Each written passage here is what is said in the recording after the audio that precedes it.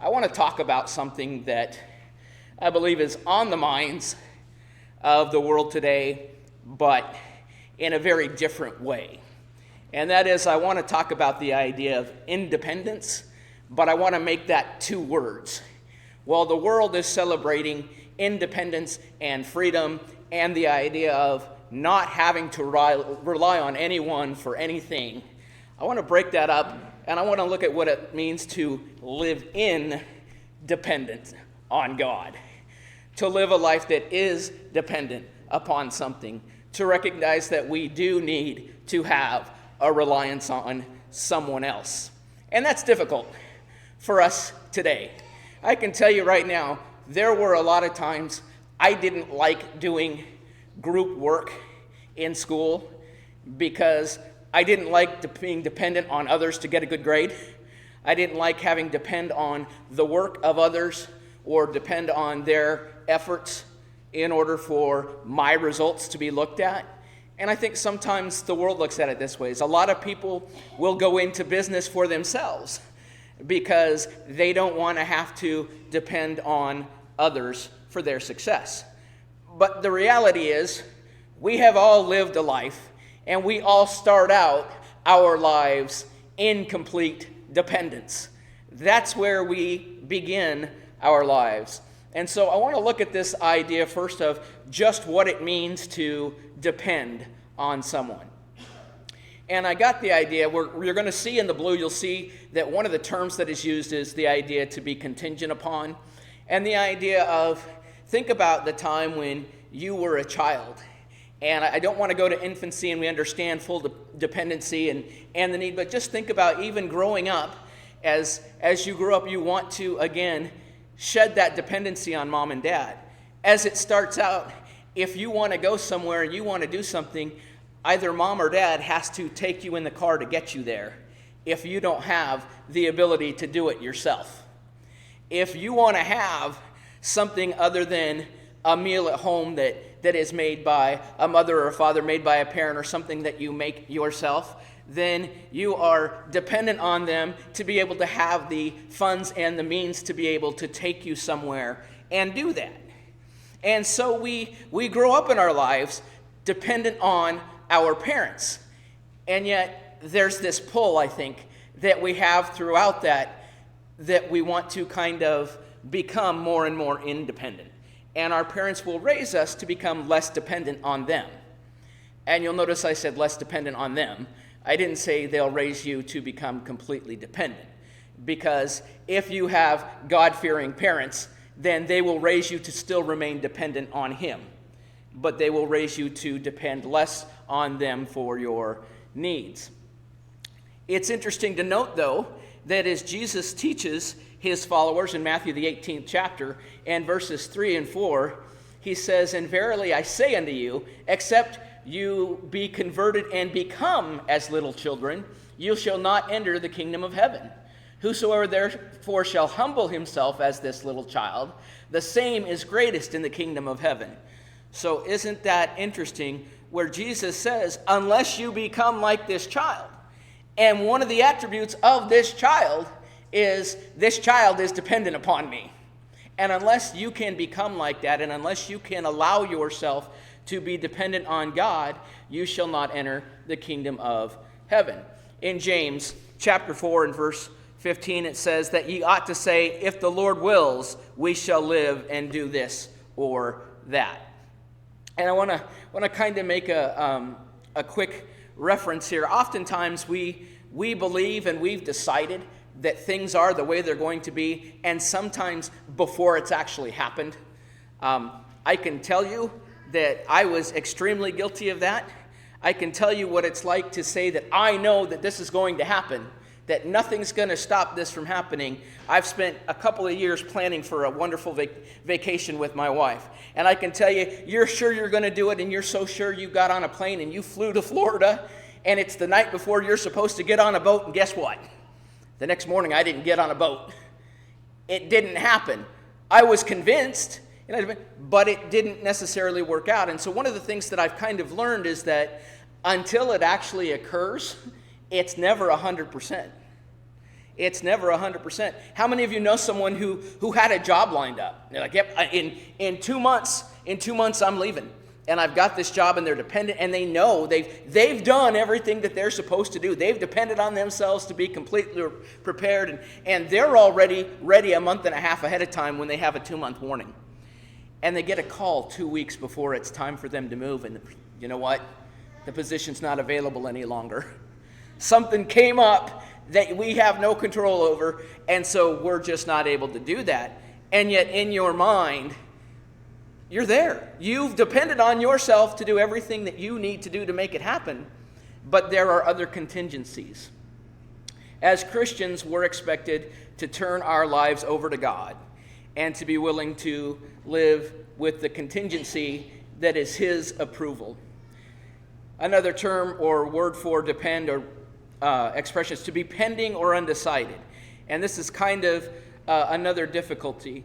We're not to make decisions that are based on our own will. We have to base them on God, because we don't know what will happen tomorrow or if there will even be a tomorrow. We would like to think that we know, and we tend to be convinced that we know, but tomorrow is not promised to us, nor do we know for sure exactly what may happen. So from the perspective of each and every one of us in the Lord's church, from the perspective of a Christian, it should be that everything is pending. Everything in life is pending. And it's pending on whether or not that is the will of God the Father. And we have to be accepting of that. We have to be willing to embrace that idea. Because just like there are times when there are things pending that we think as children were a really good idea, and our parents said that's not such a good idea, and maybe it didn't happen, there may be times in our lives where we're convinced that we're doing something that's really good, and it's going to be really beneficial to us, and it's out there and it's ready to happen, but maybe God decides that's not good for you. What looks like maybe the best possible job in the world, maybe in some way that's going to harm your ability to better serve Him. And so even though you may have all the skills, you may have all the tools, you may have all the ability, it still depends on whether or not it is the Lord's will. In Mark chapter 13, verses 31 and 32, it says, "Heaven and earth shall pass away, but my words shall not pass away. But of that day and that hour no man know, not the angels which are in heaven, neither the Son, but the Father." He says, even the Son doesn't know when the earth shall pass away. But that time will come, and then it won't matter what's pending at that point. It won't matter what we think that we were going to do the next day, the next week, or the next month, because that's it. The time is going to come when that will end. And James, going back and looking at the 4th chapter in verses 13 and 14, "Go to now, you that say, today or tomorrow we will go into such and such a city, and continue there a year, and buy and sell and get gain. Whereas you know not what shall be on the morrow. For what is your life? It is even a vapor that appeareth for a little time, and then vanishes away." And how many of us have said, how many of us, and I'm not saying it's not okay to lay out plans and to lay out goals, and I believe we're expected to. And I believe that's pointed out in such a way in this verse that when he tells us that we need to do it if it's something that is in the desire of the Lord. And so we get this idea, though, of it's what I want to do, and it's where I'm going to go, and it's difficult. I found myself, here's my 5-year plan. What I should be saying is, if it's the Lord's will, or depending on God and His desire for me, this is what I would like to see take place over the next 5-year period, or the next 1-year period, or whatever that is. And so again, this idea and this celebration of being free from being dependent on others, I understand that. But it's a perfect opportunity for us to recognize that while we are not dependent on any other man for our spiritual needs, we are still dependent on someone other than ourselves. We are still dependent on God. And that's both true for our spiritual and our physical well-beings. Dependence means that we're willing to rely on or trust someone. And we've learned in life not to depend on people that aren't trustworthy, right? Have you seen people that have let others down, or that have said they're going to do something and they've not done it, or they tell you that there's something that they're going to do and they don't do it? You don't put a dependence on them telling you, or you don't really rely so much on the word that if they say they're going to do it, they're really going to do it. You're going to have a contingency plan. You're going to have some kind of backup, because you know it's not wise to put your reliance upon, or you're going to see it's linked to our faith in someone. You're not going to put your faith in someone that has proven themselves not to be trustworthy. So our dependence on God is linked both to our trust in Him and our faith in Him. And the more faith and trust that we have in God, the more dependent we'll become. The more time that we can study His Word, and the more time that we can see through and through just how reliable and trustworthy He is, then we can become more dependent on Him with more that we have. It's only natural that we will allow for ourselves to be more dependent on those that have shown themselves to be trustworthy and faithful. Have you ever heard someone say in the job industry, well, I'm giving him this particular assignment because I know I can depend on him to get it done, right? Somewhere at some point that person has shown themselves reliable and faithful to get the job done. And so we understand what it means to find somebody that's reliable and dependable, and we will exercise the use of that person. We will take advantage of the opportunity to have somebody that is there for us like that. And as we recognize that God is just exactly like that, we will find ourselves then once more wanting to rely on Him, wanting more to recognize that through His trustworthiness and through the things that He's done, He will see us through. And so there are a couple of different things that we can look at as we can consider the idea of being dependent on God. And one is for the physical needs. Can we depend on God to provide the physical needs of each and every one of us? And if we go back and as we review, and one of the things that we determine whether somebody is trustworthy or faithful is to go back and see what they've done in the past, right? Go back and see what they've exhibited. In Nehemiah chapter 9, verses 20 and 21, if you really look at it, it's kind of an amazing thought process. You also gave your good spirit to instruct them, speaking of the Israelites, and did not withhold your manna from their mouth, and gave them water for their thirst. 40 years you sustained them in the wilderness. They lacked nothing. Their clothes did not wear out, and their feet did not swell. And I sit and I think about that, and I think about the possibility of the length of 40 years is a long time. 40 years is a long time. Some of us in the audience haven't lived yet 40 years. And to think that God's people wandered throughout the wilderness, but they never lacked for food. They certainly must have never lacked for whatever they needed in regard to clothing. And when I look at that and I think their clothes did not wear out and their feet did not swell. I can't imagine wandering for 40 years or walking. I can't imagine walking for 40 hours straight without my feet beginning to swell or without something happening. Just think about, though, how faithful God has been. He's given them, they could count on every single time, every single day, that God would provide the manna that He said He would provide, that it was going to be there for them. And I'm sure that it got to a point where they expected it. You know, I'm sure at first, maybe the first few times, maybe not. Some people are skeptical. But when it continues consistently, as I said, and for 40 years, He made sure their needs were met. And in Matthew 6 and verse 25, as Jesus is speaking to His followers, He says, "Therefore I say to you, do not worry about your life, what you will eat or what you shall drink, nor about your body, what you will put on.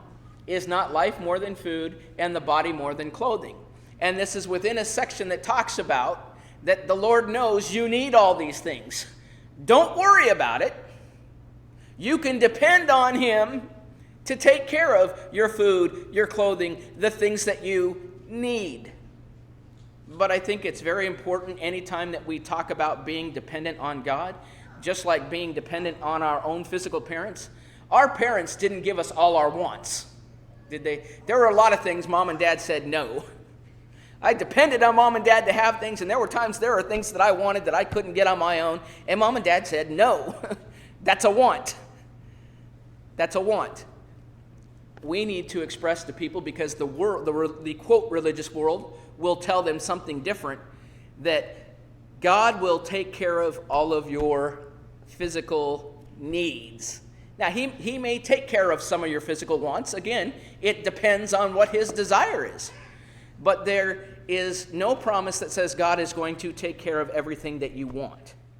The promise is God will make sure you have everything that you need, which means you will be fine. And you can depend on that. But don't mix it up. Don't let the world confuse it. And try to help them to understand that God is looking out for the necessities of life, just like our parents looked out for the necessities of life. Now, I can tell you, as I think about, a good and loving father, and God is a good and loving father, they have desires for their children to have some of their wants. And some of those things they're able to bless them with, and some of those things they're not necessarily able to. As we look at the other side, when we consider dependence on God, we need to look at the spiritual needs. Do I have everything that I need spiritually in order to make it to heaven? 2 Timothy 3:16 and 17. All scripture is given by inspiration of God, profitable for doctrine, reproof, correction, for instruction in righteousness, that the man of God may be perfect, thoroughly furnished unto all good works. You have everything that you need. God will give you everything that you need in order to follow his will. He doesn't expect you to go out and find something that he doesn't make available or give to you in order to enter heaven. He doesn't make it impossible to enter heaven. He'll give you every spiritual need. He supplies that so that we can be complete, so that we can depend on when he says that if we follow his will, we can have a home with him. We can depend on the truth on that statement because he provides us those things to get us there. And I've often kind of used the analogy or thought process of one of the most frustrating things for people in the world today is to be told, I need you to go and do this, and I want it done by a certain date. And so they tell you what is expected of you, but they don't give you the tools to make that happen. And how difficult that is. And what happens if you don't get all the tools that you need? You're not able to accomplish what it is that they're looking for. Well, God wants you to bring you home to heaven. And he's going to make sure that you've got the tools that you need in order to get you there. He says in 1 Peter chapter 2 and verse 2, as newborn babes desire the sincere milk of the word, that they may grow thereby. In other words, he's given you his word, but you've got to desire it. You have got to take it in. You have got to nourish yourself with it so that you can grow. And as you grow, you are able to attain to the ability to do more and more. I like looking at the example in Numbers 13 and 14 of the 12 spies, because it gives us an example of both. It gives us an example of individuals who were completely dependent on God and individuals who were more concerned with being dependent on themselves and weren't completely dependent on God. And I know most of you know the story of Joshua and Caleb, and I'm not going to read through Numbers chapter 13 and 14 for time's sake, but I would encourage you to go back and look at it. Some of the highlights, though.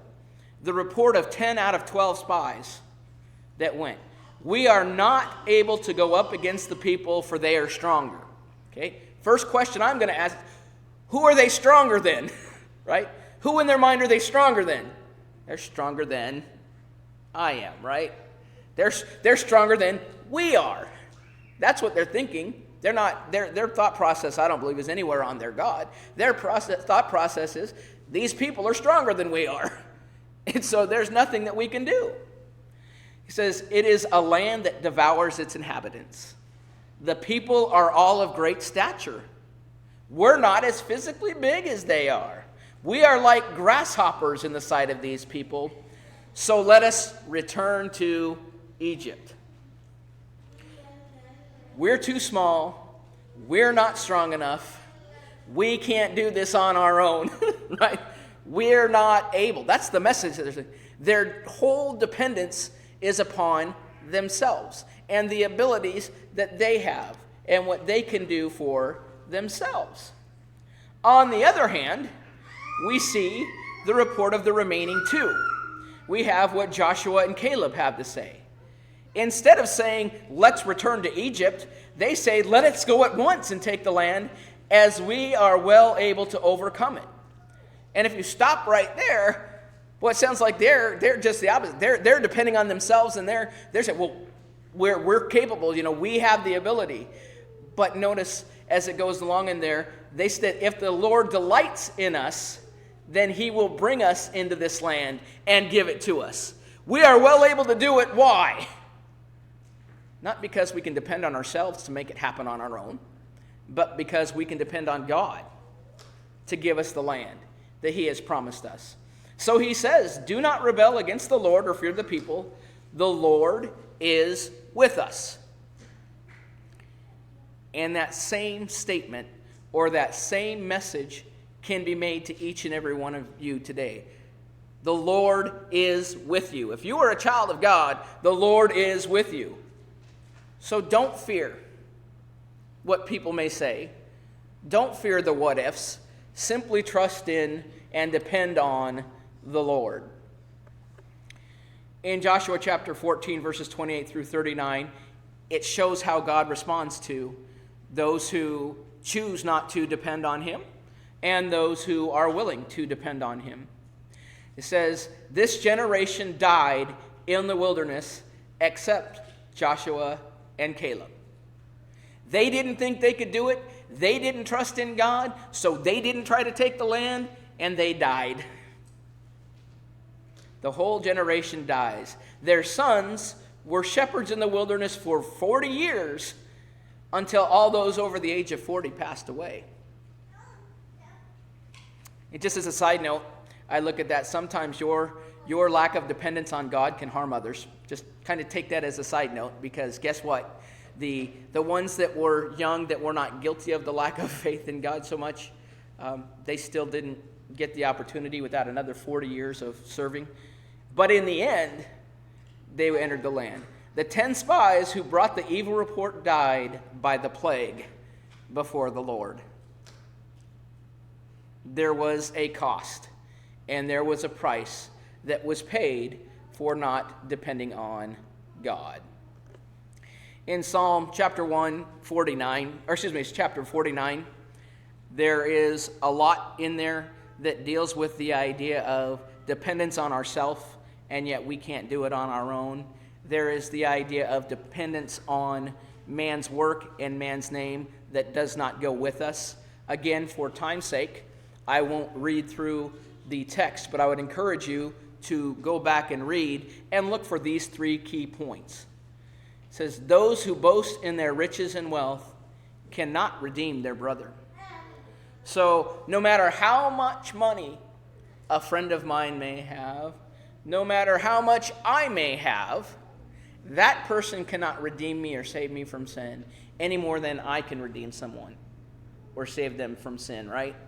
I can't depend on someone else here on earth to do it for me, nor can someone depend on me, regardless of how successful either one of us may be here on earth, and regardless of how dependable we may look in man's eyes. We're taught that those who boast in their riches and wealth still cannot redeem their brother. Leaving wealth to others with the expectation, it will exist forever, is futile, because man does not exist forever. The wealth is not going to exist forever, and neither is man. And again, these are ideas that we can pull out from the teaching in this psalm. And it says, men will praise those who do well for themselves, but they still will one day die. Every person in history that we've studied in our history books in our growing up in inner schools. These great people that have done great things, maybe acquired great wealth, still at some point passed away, right? Still at some point no longer existed. We need to make sure that our dependence is not on self. Our dependence is not on any individual here on this earth, but that our dependence rests on God. I think most of us are familiar with the parable of the rich fool in Luke, the 12th chapter, verses 13 through 21. I will go ahead and read if you'd like to turn there. Luke, the 12th chapter, verses 13 through 21. And this has been described as the parable of the rich fool. This has been described as then one who has, or is an example of one who has wealth or much. It says, "Then one from the crowd said to him, 'Teacher, tell my tell my brother to divide the inheritance with me.' But he said to him, 'Man, who made me a judge or authority over you?' And he said to him, 'Take heed and beware of covetousness, for one's life does not consist in the abundance of the things he possesses.'" So be careful. You know, your focus, your aim, someone comes, "Give me my inheritance."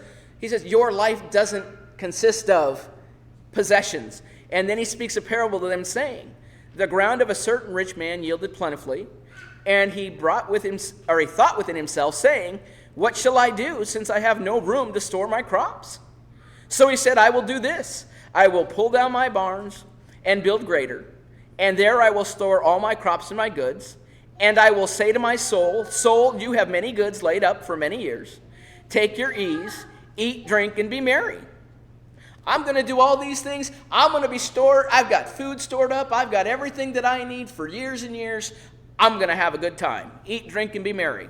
But God said to him, "You fool, this night your soul will be required of you. Then whose will those things be with which you have provided? So is he who lays up treasures for himself and not rich toward God." You fool, you've gathered up so much. You've depended on all your own hard work. "I will say to myself, I have done this, and see, I have done this, and I have done this." If you look at it, I tore down the barns, I built up, I did this, I deserve something for it. And God says, it's over. Just like when the day of the Lord comes. When the time comes, when Christ returns, it's over. And it doesn't matter if you have wealth stored up for the next 20 years. It doesn't matter what plans you've made for the next 20 years. And you know what? At that point, then eternity becomes a reality.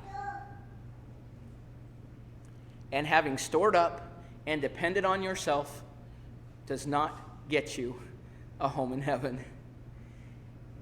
Christ said earlier in our study, become as a child, become one that is dependent upon God. Those are the ones who are going to enter the kingdom of heaven. We need to ask ourselves as we close out the lesson, am I ready to make, and I use this because we talk about the Declaration of Independence around July, but am I ready to make a declaration? Am I ready to make the statement that I'm going to live my life in dependence on God? Am I ready to stand up and say, I know I can't do it on my own? And to be dependent on God means to follow His plan in order to be successful. Relying on God means I must hear and listen to His Word. I must believe what His Word has to say, and based on that belief, take action, repent from what I'm doing, turn and follow in His way, and live a better life. I must be buried in the waters of baptism, and then I must rise anew, and I must live a life that continues to follow His will, which is to say, I must live a life dependent on God. And if you find yourself, as you sit in this audience this morning, thinking to yourself, who have I depended on? Who am I depending on? Ask yourself, who am I depending on? And ask yourself, how am I doing? How am I doing? Am I finding success in certain things? Am I being blessed in certain things? Am I being blessed because I'm depending on God and relying on Him to do the things He would have me to do? Or maybe I'm not seeing the kind of results that I'd like to see. Maybe I'm not feeling like I'm being blessed the way that I should, and maybe it's because I haven't depended on God, I've depended on myself or someone else to make that happen. If there's anything that we can do as brothers and sisters in Christ to help you to improve or work on your dependence upon Him, if we can just simply pray with you and for you, that God will help you, again, our example of showing you our dependence on Him as well, we are happy to do that. Or if you're ready to make the statement today that you have not yet made, and you're ready to declare, I'm ready to live in dependence on God, there's a baptistry behind us. You can be buried in the waters of baptism, rise anew, and continue to depend on Him. If we can help you in that way, please let us know while we stand and while we sing.